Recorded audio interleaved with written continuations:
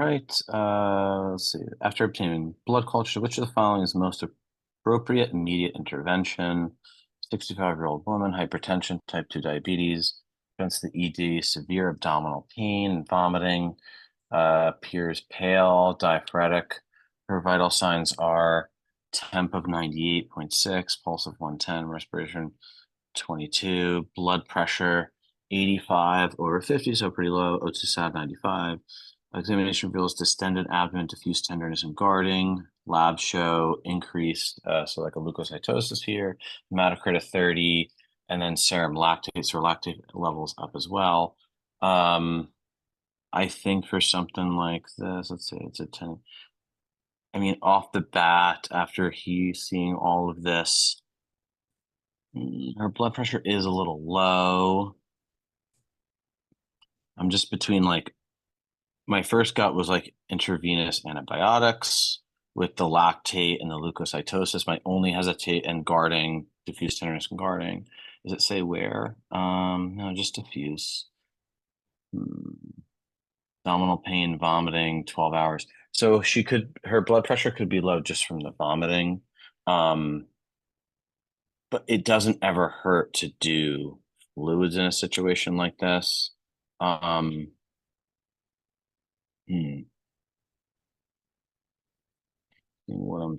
I'm missing here. There's I'm missing. She's pale, diaphoretic, abdominal pain, hypertension. Well, she has hypertension and her blood pressure's that low. That's all concerning. Type 2 diabetes. I don't have like to me, it's very infectious, this diagnosis. I don't think there's enough information to do an exact diagnosis. Maybe distended abdomen, diffuse tenderness, guarding could be um,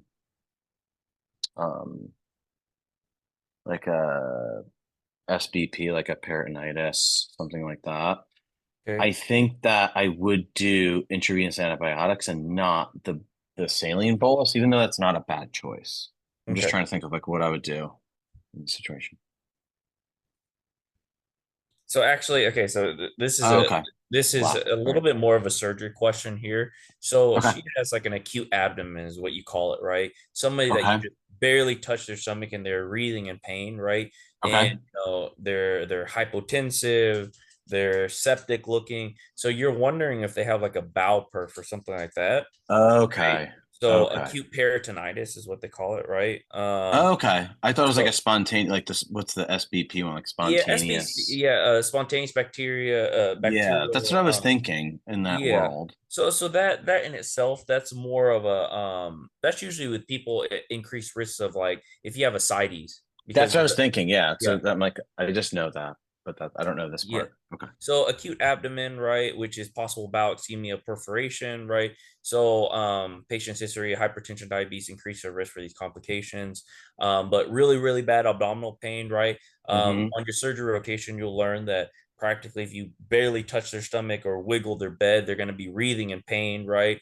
Their Okay. abdomen is going to be distended. It hurts everywhere. So this is automatically you got to go to the OR because they have bowel that could be dead or perforated, right? So Okay. you need to practically cut out the dead bowel or repair that site, etc., right?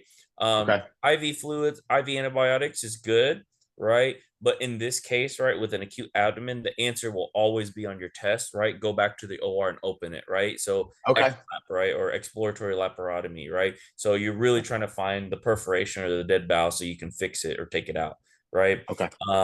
Diagnostic paracentesis, right? I mean, this is if you have ascites or spontaneous bacterial peritonitis, right?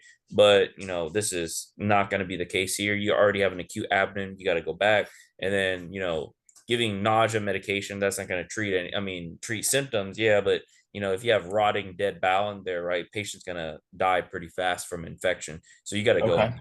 Okay. Makes sense.